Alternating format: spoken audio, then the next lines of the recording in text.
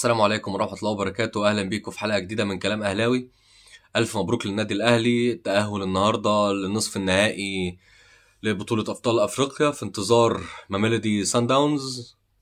وزي ما كابتن عصام شوالي قال، إلى يوم يبعثون. فرصة تانية قدامنا إن احنا نعوض الخسارات اللي كانت قدام ميلودي سان داونز في الماضي، وأكبرهم كانت خسارة الخمسة. جات لنا فرصة تانية والتاريخ ما بيرحمش. فرصة كبيرة جدا للنادي الأهلي. الناحية التانية تأهل بيراميدز في انتظار بكرة مباراة مولودية الجزائر وأورلاندو بايرتس. هنكمل كلام على المباراة في آخر الحلقة. حبيت بس الأول أبارك للنادي الأهلي، وخلونا كده نبدأ النهاردة الكلام اللي هنقوله في الحلقة. وهنبدأ الحلقة النهاردة بأحلى إفيه ونكتة النهاردة في اليوم بصراحة سمعتها في كل الفيديوهات والأخبار اللي بتتقال. أستاذ أبو المعاطي زكي بدأ بضحك بصراحة، وبيقول النهاردة في أول حلقته النهاردة على اليوتيوب بيتكلم، فبيقول لك أكبر قلعة رياضية تمام في الجيزة وشارع جامعة الدول ونايا وكرداسة. كابتن أبو المعاطي بيقدم ضحك النهاردة بصراحة فظيع. المهم قال ليه الجملة دي؟ بيقول لك إن هم قرروا يحيلوا زيزو للتحقيق، وان هم هيوقفوه عن اللعب، وزيزو غالبا بنسبه كبيره مش هيلعب مباراه الزمالك بكره في الكونفدراليه. فدي بس نكته حبيت ابداها معاكم بصراحه، لان انا ما قدرتش استحمل لما سمعتها. طيب ننتقل بقى للكلام الجد شويه ونروح للجديد في ازمه القمه. تمام. لجنه التظلمات لسه ما اجتمعتش، ما خدتش اي قرارات في الازمه. كان النادي الاهلي لجأ لجنه التظلمات، والزمالك وبيراميدز برضو بعتوا لها مستندات طلبتهم ان هم يتحققوا فيها. طبعا المستندات دي احنا عارفين محتواها هيبقى كده القرار المبدئي اللي طلع بالعقوبات على النادي الاهلي اللي هو اتغير بعد كده. حق الثلاث انديه ما حدش يقدر يتكلم على حاجه، وما حدش يقدر يعيب في اي حد وتم مخاطبه الاهلي لجلسه استماع يوم الخميس، لا يوم الخميس الجاي. والزمالك طبعا اتطلب منه يقدم كل المستندات اللي هو محتاج لجنه الاستئناف تبص فيها. كده احنا عندنا الاهلي وبيراميدز والزمالك الثلاثه لجأوا للجنه التظلمات ومستنين القرار. مفيش اختلاف بين كل الاخبار اللي طالعه ان ايا كان القرار في نادي من الثلاثه رايح للمحكمه الدوليه الرياضيه كاس، سواء القرار طلع باعتماد العقوبات الجديده فالزمالك وبيراميدز هيروحوا، القرار طلع باعاده المباراه وده ابعد القرارات المنتظره بصراحه، عشان بس نبقى صراحه مع بعض بالترتيب كده. اقرب حاجه ان القرارات هيبقى عليها. تاني حاجه ان لجنه الاستئناف هترجع للعقوبات الاولانيه اللي اتفرضت على الاهلي بخصم 6 نقط، فالثلاثه اللي اتشالوا دول هيرجعوا تاني. اخر حل خالص ممكن لجنه الاستئناف او تصرح بيه وهو اعاده المباراه. هل ده في جزء من رايي الشخصي؟ بصراحه في جزء من رايي الشخصي، بس معظم الاخبار برضو بتوحي الى كده. وبصراحه برضو رايي الشخصي مش مبني على ان هو من فراغ، بس احنا كلنا شفنا بقى واتكلمنا عن المستندات قبل كده ومش هنخش في القصص دي تاني. فمن ابعد بصراحه من المستحيلات ان هم يعيدوا المباراه تاني، ده من وجهه نظري الشخصيه. هل دي حاجه تزعلني؟ اكيد تزعلني، لان انا ماليش علاقه ان انا اتكلمت في الحلقات اللي فاتت ان انا ضد القرار او ان انا ما عجبنيش القرار. ده لا يعني ان انا ما بحبش النادي الاهلي وما نفسيش ان النادي الاهلي يحقق كل اللي هو نفسه فيه. بس في الاخر زي ما اتكلمت قبل كده في منطقيه في الكلام، ومنطقيه الكلام كانت بتقول ان ده صعب، بالكلام اللي احنا بنسمعه ده صعب، خصوصا ان النادي الاهلي ما صرحش باي تفاصيل خالص. ده اسلوب النادي الاهلي، اسلوب النادي الاهلي حتى دلوقتي في مشكله زيزو ده نفس الاسلوب اللي بيتبعه النادي الاهلي. وهنرجع تاني لقصه زيزو دي. الصحفي المحترم احمد عبد الباسط قال ببساطه مع ابراهيم فايق على قصه البند المحطوط في اللائحه بتاعه رابطه الانديه بتاع ان قراراتها وقرارات مجلس الاداره لا يمكن الاستئناف عليها. وبالاخر كده بالملخص وبالبلدي قال الكلام ده بلح، مفيش الكلام ده. وجاب مثال قبل كده ان هم طلعوا قرار وبعد كده لجنه الاستئناف رجعت فيه، بغض النظر كان المثال ما اهتمتش بصراحه قوي ان انا اذكر التفاصيل لان ده ما يخصناش. بس هو قال ببساطه ان ده عوار في اللائحه والكلام ده مش حقيقي، وكده كده بيراميدز والزمالك والاهلي لازم يلجأوا للجنه الاستئناف لو اي حد فيهم عايز يطلع للكاس. تمام. فقال ان قصه ان ما لا يجوز الاستئناف ده بلح من الاخر كده، مفيش الكلام ده، ينفع عادي نستأنف. عشان بس في يعني اهلاويه كتير طلعوا شيروا بقى القصه دي، البند ده في اللائحه، وقعدوا يقولوا اقرا اللوائح قبل ما تتكلم ومش تتكلم. فده على لسان الصحفي المحترم احمد عبد الباسط قال الكلام ده كله. يعني هل كلامه صح كلامه غلط انا ما اعرفش، انا مش راجل قانون، بس هو يعني بيقول الكلام ده. تمام. ويعني الايام مش بعيده، المفروض يوم الخميس اهو جلسه الاستماع هتحصل مع النادي الاهلي، وبيقال ان يعني مش البت في الامر، البت في الامر هيبدا بعد الجلسه، بس القرار اللي هيطلع من لجنه الاستئناف هيطلع بعد ماتش الاهلي وبيراميدز، مش هيطلع قبل، بنسبه كبيره هيطلع بعد الماتش. طيب قصه التجديد لزيزو احنا اتكلمنا في النقطه دي قبل كده، وانا قلت لكم قبل كده تمام، طول ما زيزو لسه على قوه نادي الزمالك، نادي الزمالك يقدر يجدد. في جديد في القصه دي، في جديد في القصه دي وجديد قوي. هل ده يعني برضه ان الصفقه انتهت 100% وزيزو لاعبا في النادي الاهلي؟ لا، بس كل المؤشرات بتقول ان في استحاله ان زيزو اصلا يكمل في الزمالك. ملهاش علاقه بقى يروح الاهلي ولا يروح فريق تاني ولا ايه اللي يحصل، بس استحاله زيزو في ان هو يكمل في الزمالك، وهنقول ليه دلوقتي. طبعا اول حاجه كنت عايز اقولها بس قصه الشرط الجزائي اللي موجود في عقد زيزو ده، لا يعني استحاله امضائه لاي فريق تاني. هو ده معناه ان زيزو لو قرر كمان ساعه كده انا مش عايز خلاص العب للنادي الاهلي وفي فريق تاني عايز يمضيني وانا خلاص عايز الفريق التاني ده او زيزو يسددوا بقى الشرط الجزائي اللي محطوط مش في العقد الكروي، لان ناس كتير قوي اتكلمت على الموضوع ده امبارح. الشرط الجزائي ده مش محطوط في العقد الكروي، ده شرط جزائي مدني محطوط في عقد مدني مع شركه النادي الاهلي، مع رعاة النادي الاهلي اللي المفروض يعني هينضموا ليه كمان في كاس العالم للانديه. فالنادي الاهلي هنا حصن نفسه تجاه ان زيزو يرجع في كلامه تمام بالشرط الجزائي ده، وبعده خالص عن عقد الكوره، لان عقد الكوره لو ما تسجلش يبقى الشرط الجزائي اللي فيه ملوش اي 30 لازمه، الاهلي يبل ويشرب ميته. تمام. ويقال ان في الجلسه مع زيزو ده يعني لو الجلسه حصلت، احنا لسه هنسرد دلوقتي الحكايه من اولها، وانا هقول لكم رايي الشخصي فيها كلها. انا مش هقعد احكي التفاصيل، اكيد كلكم سمعتوا التفاصيل وانا مش هزهقكم بالكلام ده كله، انا هقول رايي بسرد سريع كده للقصه. ولكن لما هنرجع للشرط الجزائي، هما بيقال ان هو في الجلسه مع زيزو قالوا له احنا يعني من الاخر كده بالبلدي برضه احنا اتلدغنا كذا مره من القصه دي، بين لعيبه كانت في الزمالك جت تمضي للاهلي وبعد كده قالوا احنا عايزين عقودنا وراحوا، وبعد كده قعدوا بقى يشتموا ومش عارفه ايه والكلام ده كله. طبعا يعني احنا عارفين اكبرهم شيكابالا، يعني احنا عارفين ان شيكابالا في وقت ما وطلع صرح بنفسه انه ماضي للنادي الاهلي، وانا السنه دي في النادي الاهلي ان شاء الله. تمام. خد عقود وراح الزمالك، ومن هنا ابتدت ايه الاسطوره الوهميه لنادي الزمالك، وهو شيكابالا اللي المفروض هيعتزل اخر الموسم ان شاء الله. انا شايف ان ده على فكره ده كويس ليكم مش كويس، يعني ده ما يفرقش مع النادي الاهلي في حاجه، شيكابالا عمره ما كان لاعب مؤثر في ماتشات الاهلي ولا يفرق معانا في حاجه، ده كويس ليكم، ده كويس ليكم ان اسطورتكم الوهميه اخيرا هتقعد. تمام.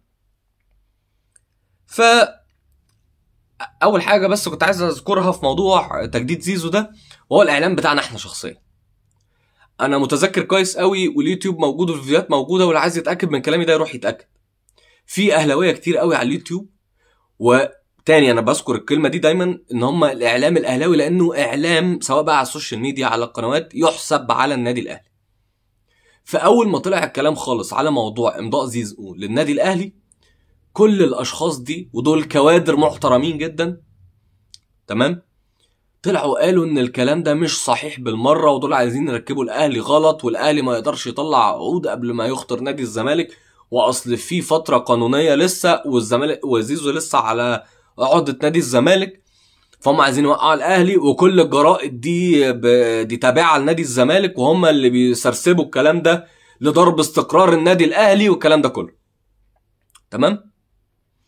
هنجري بقى بعد كده شويه، هنلاقي ان الاعلام ده بقى ده بعد كده تمام هو اللي يتكلم ويقول بقى انفرادات وتصريحات ومش عارفه ايه، واحنا بننفرد وبشروط العقود، وزيزو بيوقع حصل كلام وما حصلش كلام والكلام ده كله. حلو، خلصنا من الفقره دي. بصوا يا جماعه، انا هنا بعلق على النقطه دي ليه؟ سهل ان واحد يقول رايه، بس مش سهل ان 10 12 بني ادم موجودين كلهم يحسبوا على النادي الاهلي بطريقه بقى مباشره غير مباشره، ناس ليها جمهورك يعني الكبير، ولما ال 10 12 دول يطلعوا يتكلموا كل مره بنفس السكريبتات. انا هنا مش بقول ان هم يعني بيلقنوا كلام يقولوه، حاشا لله، انا ما بغلطش في حد، بس الموضوع يعني يثير الاهتمام. حضرتك طلعتوا في الاول كلكم قلتوا ان الكلام ده مش صح، طلعتوا بعد كده كلكم بتنفردوا ان زيزو وقع. سبحان الله، طلع بعد كده كلام الجلسات ومش الجلسات، طلعتوا كلكم بتتكلموا ان لو نادي الزمالك عرف يوقع لزيزو فدي تحسب له عشان اللاعب عنده اصلا، فالنادي الاهلي هنا ما خسرش حاجه، ده الزمالك وانت ما كسبتش حاجه، ده زيزو عندك. مش طبيعي ان الكلام كله بيتقال هو من واحد للتاني للتالت للرابع، مش طبيعي يا جماعه. يعني احترموا عقليه المشاهد. يعني انا معاكم ان مش لازم اللي بيتفرج هنا بيبقى بيتفرج هنا وكل حاجه، بس يعني مش للدرجه دي. اللي بيتابع كل حاجه شايف ان الكلام هو بيتقال، طبعا مع احترام ان كل واحد ليه طريقته في القاء الكلام. تمام. والنهارده لحد النهارده كله بقى طالع يقول وين فرضنا احنا اول مره. يا باشا انت في اول القصه طلعت قلت الكلام ده مش صحيح بالمره ولا يمت للحقيقه بصله، وان انت دول كلهم صحف تابعين لنادي الزمالك وبيحاولوا يضربوا استقرار النادي الاهلي والكلام ده كله، حضرتك اللي قلت مش انا. وطلع دلوقتي تقول انا انفردت اول واحد، وطلع دلوقتي تشكر في الجرائد اللي هي طلعت القصص دي في الاول وقلت كل واحد ياخد حقه. مش دول الجرائد اللي حضرتك قلت عليهم ان هم تابعين لنادي الزمالك وبيحاولوا يشوهوا صوره النادي الاهلي؟ فدلوقتي بقوا يشكروا على ان هم عملوا المجهود. يعني انا ما بهاجمش حد والله، بس يعني نحترم عقليه المشاهد شويه. طيب ليه بقى الكلام اصلا متضارب بين اعلام النادي الاهلي، مش الاعلام المباشر؟ لما بذكر كلمه اعلام النادي الاهلي عشان بس ما اقولش الجمله دي تاني، انا هنا بذكر اعلام اللي هو في القنوات المباشره والاعلام المباشر المعين، تمام، في من النادي الاهلي او يعني شغال مع النادي الاهلي، والناس اللي بتطلع على اليوتيوب اللي برضه محسوبين على النادي الاهلي، وانتوا هتفهموا كلامي كويس قوي، بمعنى محسوبين على النادي الاهلي في اسامي كده معروفه، مش هنذكر اسامي حد، تمام؟ لما احب اذكر هذكر، بس انا مش عايز اذكر اسامي حد. ليه الكلام بينهم وبين الكلام اللي زيزو نفسه بيقوله متضارب؟ ده بكلام اعلاميين بقى في ناحيه الزمالك اساسا، تمام؟ زيزو مبلغ الزمالك ان هو ما بضاش. انا هنا بحكي لكم القصه قبل قصص النهارده دي تماما، قبل قصص امبارح والنهارده، انا بحكي لكم القصه سريعه كده. زيزو كان مبلغ كل الناس في نادي الزمالك انا ما مضيتش، وعلى فكره لحد النهارده زيزو بيقول انا ما مضيتش، بس يعني عشان بس نبقى متفقين، بس انا بتكلم على الاخبار. يعني زيزو لحد النهارده بياكد على كده، بس الاخبار التانية ما كانتش يعني بالنسبه اللي وصلت بيها امبارح والنهارده. فزيزو من الاول خالص بيقول انا ما مضيتش، وزيزو لحد النهارده بيقول انا ما مضيتش. فهنا كل الاخبار اللي كانت بتنقل على السنه الاعلام الزملكاوي كانت بناء على ان كل ما حد يسال زيزو حضرتك مضيت يقول لهم لا، تمام؟ طيب الاهلي بقى والاعلام الاهلاوي بيرد على القصه دي ازاي؟ بيقول لك اصل زيزو طلب كده مع النادي الاهلي والنادي الاهلي برضه طلب كده، يعني ده كان اتفاق ضمني ما بينهم عشان زيزو يفضل يلعب، وزيزو مش عايز مشاكل لحد ما يخرج من نادي الزمالك. طب هي لو دي الحقيقه وكميه التسريبات دي حصلت، ما انتوا فشختوه. يعني انا اسف والله في الجمله، بس ما هو يعني اتسوح. طب ما هم عرفوا انه مضى وبنقدر، فاحنا وصلنا هنا لايه؟ وكان الكلام برضو ان النادي الاهلي ما اعلنش او ما اختارش الزمالك، وهي دي كانت النقطه اللي انا ما ذكرتهاش قبل كده، او يعني يقال ان هي دي النقطه اللي انا ما ذكرتهاش قبل كده، ان زيزو والنادي الاهلي لو اختاروا نادي الزمالك بان خلاص زيزو هينتقل، فخلاص كده الاهلي يقدر يطلع العقود والدنيا تمام. فده برضو كان من احدى الاسباب اللي بيقال ان هي ان الاهلي مش عايز يقول ان زيزو خلاص وقع، تمام كده. طب ما خلاص، ما زيزو اتفضح، فايه اللي يمنع النادي الاهلي دلوقتي ان هو يعلن عن الصفقه؟ الله اعلم. كان في كلام ان هي ممكن تطلع بعد المباراه النهارده، المباراه لسه خلصانه. انا يعني لو في جديد هنتابعه ان شاء الله في الحلقات القادمه، ولو في حاجه خطيره يعني هنطلع فيها بفيديو قصير كده نتكلم عليه، بس لحد دلوقتي مفيش حاجه رسميه طلعت من النادي الاهلي. النهارده بقى الصبح طلع علينا هاني حتحوت، الاستاذ هاني حتحوت كده بسرد كده للمكالمه اللي جمعته، يعني هو وزيزو المفروض في فجر اليوم، واللي على كلامه استمرت تقريبا قال ساعه ونص حاجه زي كده. زيزو بقى انا مش هحكي لكم القصه كلها، يعني مليون حد اتكلم عليها تقدروا تسمعوها في اي حته، انا ده ما يهمنيش خالص، انا عايز اعلق على القصه بس. ملخصها السريع: زيزو اشتكى من الاسلوب اللي يعني اداره نادي الزمالك اتعاملت بيه معاه طول الفتره السابقه في قصه تجديده، تمام، وان هو شايف ان ده من عدم الاحترافيه. تمام، لكن في نفس الوقت اكد انا ما مضيتش وماليش دعوه لو والدي مضى والكلام ده كله. بس بصوا يا جماعه عشان بس متفقين، ويعني ما يحصلش تطبيل قوي من الاهلاويه في الحته دي. اللي زيزو عمله يعني انقطاع العلاقات بين زيزو والزمالك، بغض النظر بقى زيزو جاي الاهلي ولا لا. لو لعيب من الاهلي طلع قال ربع الكلام ده على مجلس الاداره صحيح او لا، الجماهير مش هترحمه ومجلس الاداره مش هيرحمه. عشان بس نبقى قافلين القصه دي كلها وما يحصلش تطبيل كتير. زيزو ما غلطش صريحه، بس الهجوم اللي هجموا على مجلس اداره الزمالك يعني العلاقه بين زيزو والزمالك انتهت تماما تماما. يطلع حد يقول لي ما تعرفش دول عادي ممكن يروحوا يبوسوا الايادي ويصالحوه ويرجعوه عشان يمضي عشان ما يروحش الاهلي. ماليش دعوه بالقصص دي، لما يحصل ابقى اقول لك انت عندك حق. تمام، بس يعني الطبيعي لو بني ادم طبيعي في مجلس اداره نادي الزمالك سمع الكلام ده، ما ينفعش العيد ده يبقى موجود عندي تاني، حتى لو مش هروح الاهلي. بس مش هيجي لي، مش هيجدد معايا. عشان بس نبقى متفقين على النقطه دي. زيزو اتحول للتحقيق في نادي الزمالك وتم ايقافه من اللعب لحد بقى ما يقول ايه، او يعني يقعدوا بقى معايا يعرفوا ايه اخرة القصه دي كلها ايه. بس هو ده اللي حصل، والكلام اللي طالع دلوقتي في الاخبار كلها ان خلاص مجلس اداره نادي الزمالك اعلم بكل تفاصيل يعني عقد زيزو مع النادي الاهلي ووقع امتى وقصه الفيزا والكلام ده كله. خصوصا ان يعني من الصبح في تسريبات كتير لصوره الفيزا اللي زيزو عملها النهارده الصبح في سفاره امريكا. وطلع بعد كده والد زيزو قال لا اصل مش معنى ان انا عملت يبقى انا مضيت في الاهلي، ما يمكن مضيت في اي حته تانية. تمام، وبعد الايقاف زيزو عن المباراه غدا طلع والد زيزو برضه بتصريحات تانية قال خلوا ميدو هو اللي ينزل يلعب بكره، ميدو بيكره ابني. واكيد كلكم شفتوا التصريحات دي كلها مش هنخوض فيها يعني. ف هل والد زيزو عنده حق؟ هل زيزو عندهم حق؟ بصراحه احنا كلنا شفنا الفيديوهات القديمه بتاعت كابتن احمد حسام ميدو قاعد في المدرجات وهو ده اللي عايز مش عارفه ايه ومش هو ده اللي هو يعني. وكابتن احمد حسام يعني حضرتك طالع بقالك يومين عمال تتكلم على الشيكات المفتوحه. طبعا يعني كابتن احمد شوبير والحمد لله اي اهلاوي دايما يقول لك الحمد لله ان كابتن احمد شوبير معانا مش علينا يعني. وانا اسف كابتن احمد شوبير راجل محترم ويعني وليه كل الاحترام والتقدير، بس في جمله كده بتتقال دايما من جماهير النادي الاهلي، الكلاحه. انا اسف والله، انا مش قصدي اغلط في حضرتك تماما، بس هم دايما كابتن احمد شوبير ليه اسلوب كده. الحمد لله والله العظيم الحمد لله ان هو معانا مش علينا، كنا هنتجلط. وطلع ورد على الكلام ده بما فيه الكفايه، فانا مش محتاج ارد على الكلام ده يعني. وانا والعياذ بالله من كلمه انا مش يعني مش شيء عظيم ولا حاجه، بس يعني ايه حضرتك من الاخر كده يعني بص على اللي عندك وبعدين ابقى اتكلم. من الاخر ملخص الكلام يعني عشان ما نقعدش نرغي في القصه دي كتير. طلع بعد كده فيديو زيزو وهو بيتمرن، المفروض ده طلع حتى كابتن او استاذ ابراهيم فايق او الاعلامي ابراهيم فايق طلعه ده زيزو كان في التمرين المفروض.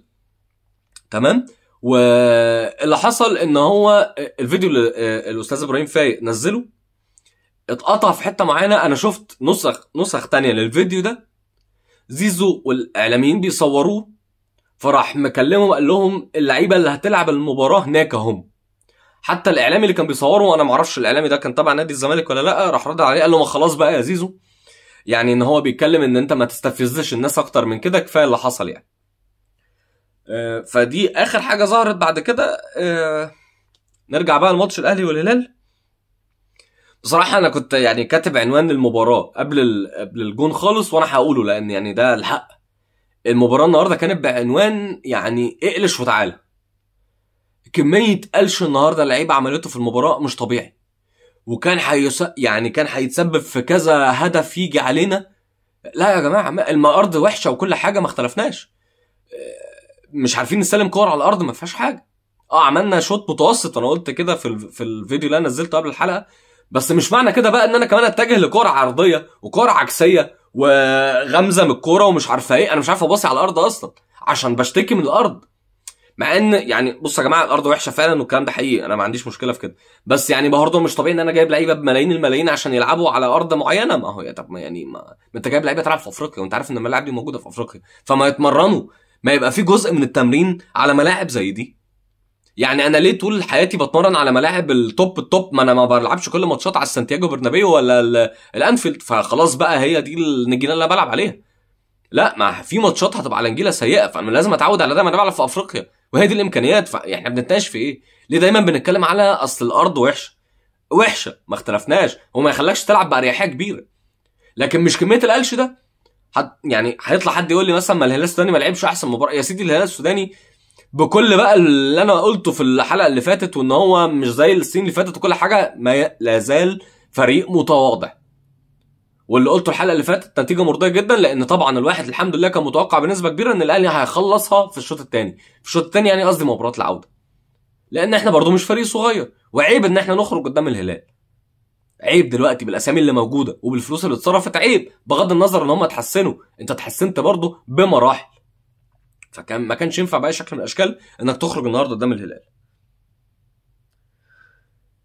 الجون اللي جه النهارده ودي كانت احسن حاجه في المباراه بصراحه. طبعا المباراه قبل الجون غير بعد الجون خالص. احنا بعد الجون مسكنا كوره تماما، القلش هدي وبدانا ناخد ثقه ونمسك كوره وننقل كوره، وجات كذا فرصه ما وفقناش فيها، بس قبل الجون غير بعد الجون. نتكلم بقى على الجون والاسيست العالمي من طاهر. بصراحه طاهر غرف الكوره غرفه كده، اللي ركز حتى في الاعاده بتاعه الهدف ان جيل الصناعي بيبقى فيها اللي هو الكاوتش ده اتنطر كده، اتنطر، وطاهر بيغرف الكوره كده، يعني النجيله دي اتنطرت كده وراحت لامام عاشور. وعلى راي كابتن مدحت شلبي، ربنا يا رب يديله الصحه، واداله كده قال له قطعني، فراح امام مقطعها وراح حاططها في الشبكه وخلص المباراه على كده. طبعا الهلال حاول بعد كده